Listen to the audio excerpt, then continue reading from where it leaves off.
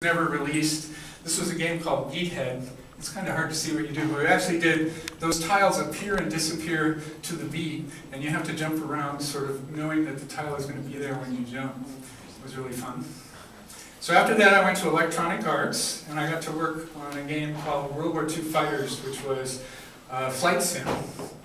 And computer graphics had gotten to the point that instead of using 64 by 96 and 16 colors, we're now using Lightwave and doing renders with lighting of built rooms for a museum. This was the very first opening screen of the game, and I got to build the tank and use the model of the airplane and construct this whole thing and light it, and it was really fun. This is what the planes look like in the game. And we actually modeled the cockpits for the museum shots, and then we used photos of those models to construct the real-time version that you flew. And we also did, those are individual images for the reflections. I love it that we imitate the imperfections of lenses to make things look real, but we actually built every one of those circles so that it would look like the sun was gleaming on things. This is the P-51 Mustang cockpit, my favorite. Oops, am I going backwards? Okay, I'm going to go this way. This is the Messerschmitt cockpit, also fun. So after that, my entire team went and did a launch title for the PlayStation 2, and I wanted to kill Sony. They were saying that the PS2 was the emotion engine, and they set everybody's expectations that it was infinite, and then we had to deal with the limitations of it. I like to say that the emotion it generated was frustration. But we didn't have any tools, and we were trying to do a launch title, and it was just, I mean, we worked long hours and all kinds of stuff to get this done. And then in America, the PS2 didn't really happen. So we had all these games in the stores, and I think there were 15 PS2s in North America that Christmas.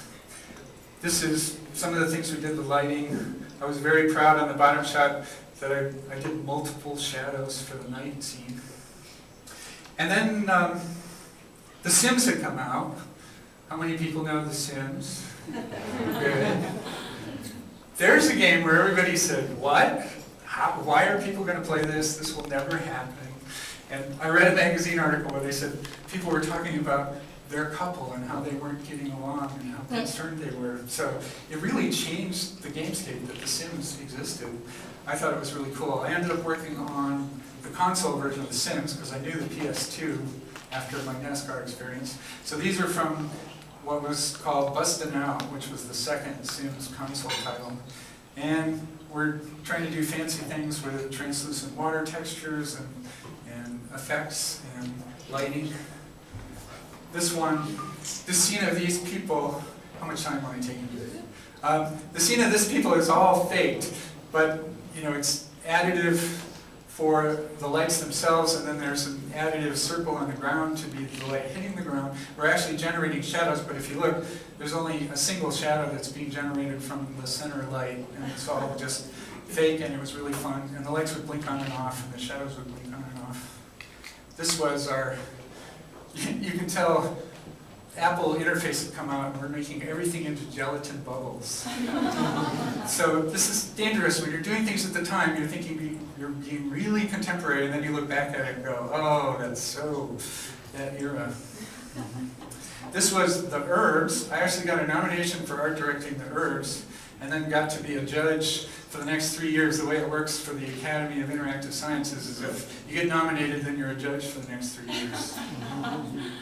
And this is pretty clever. I think this scene shows it better. This was on a PS2, and those aren't ray-traced reflections. What we're doing is we have a translucent street, and then we have lights that are on planes that face the camera that are under the street. But we made it look like we had a much more powerful rendering engine than we had. More herb stuff. And we were trying to be edgy. Don't ever try to be edgy. And so we were trying to have social interactions that were pushing boundaries, and people would see them finished and go, we can't put that in the game, you guys can't do that. So we had to evolve a process where we shot video of the game designer and the lead animator acting out the scene, and then show that to people, and then it would be either approved or disapproved before we spent 2 weeks animating it. This is Sims 2 Pets, which was the next console game. We were basically doing a Sims console game every year. So we'd just do all the graphics over again. And fortunately, we had the same engine, so we were adding 2 new features every year, and it was an environment we understood. This is also Sims 2 Pets. There's all kinds of limitations you have, like, we don't know what you did with your house and we can't show it, so we have an icon that a house has been built, or an icon that a house hasn't been built. I was pretty proud of the lighting in here. I figured out I would use the game lighting for the sim, and then I would add a kick light to just, like they do in the movies, to help pull them out. So they had an edge light on them that was parented to the camera, and wherever they went, you had an edge light on them. This is Sims 2 Pets. This is training your dog in the park. Or Sims 2 Pets. This is Sims 2 Castaway, which I told the team, there's no enigma. This is a cliche inside a cliche. But everybody knew the Sims and everybody knew Castaway movies, so we thought, we'll have the Sims be castaways. So you start out on this boat, and then bad things happen, and you end up here. But you do have a book. And you actually learn skills on the island and learn how to survive. This is, I was really proud. I went to a lot of effort to have nice day and night lighting, and there would be pretty sunsets, and nice water effects. That's enough of that. The next console game was the Sim Animals, and we had a tradition. EA is really into printing posters for your game, but I would try and take advantage of it and basically use those posters as what I call the children encyclopedia of our game design. And if anybody came to ask what the game was about, we could say, here's the game. We could walk them down this hall and they would understand. After I left EA, I went to work at Play First that was doing download casual games, and it was being back on Saturday morning cartoons. It was kind of fun. It was like after all this 3D and lighting stuff, then I was doing flat, flash characters. And these are icons I got to do for Cooking Dash for the iPhone. And what it's like, I'm suddenly back to 64 by 64, and so the interesting thing is that things evolve and they go back and they go forward again.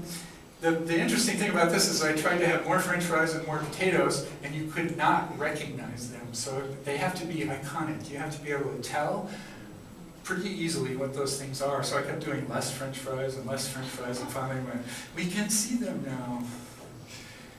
This is an interesting game, and I talked to Beth about magnetic controls and stuff, but we had to do Diner Dash for the iPad, and we didn't have any iPads. We weren't one of those cool companies that can get an iPad early and get to play it. So we were making an iPad game without hardware and trying to figure out what that would be.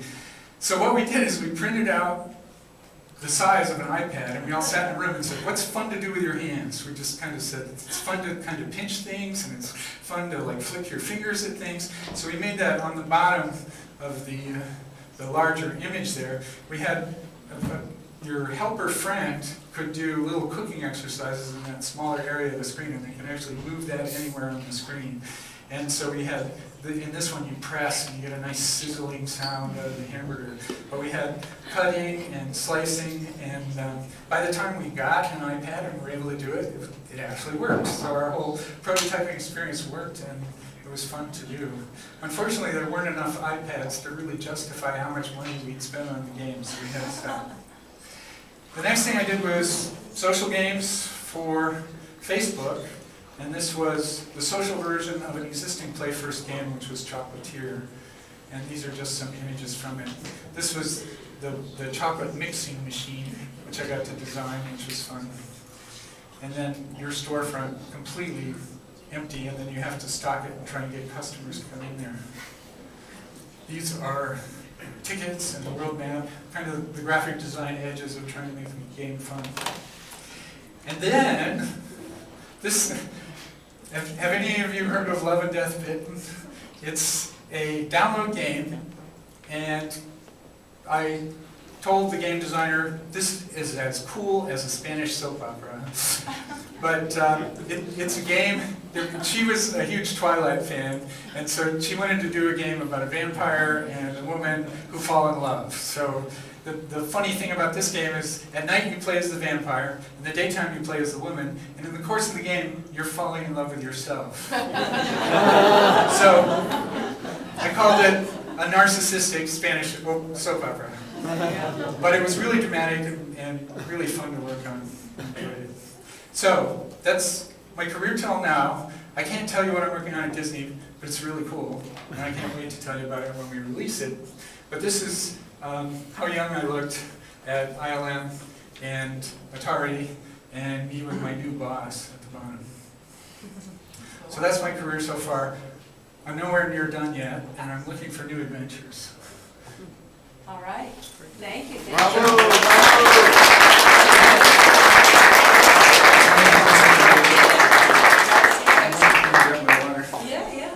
So, obviously you can see why I've invited Chuck here, and we're all so happy to have him here. He's been around the world in games and entertainment. And I've got some questions, but we want this to be interactive, and so my co-founder in Transmedia SF, Maya, is in the audience. If you have a question, Transmedia is interactive. Yeah. So, jump in there, and this is our opportunity, and then of course we'll be here afterwards. I'm mostly drinking champagne though, so, but you can find us afterwards. So she will get a lot of So Chuck, you did a great job of taking us into, the past. And the future of entertainment and games is such a big topic that it's always good to start with the past.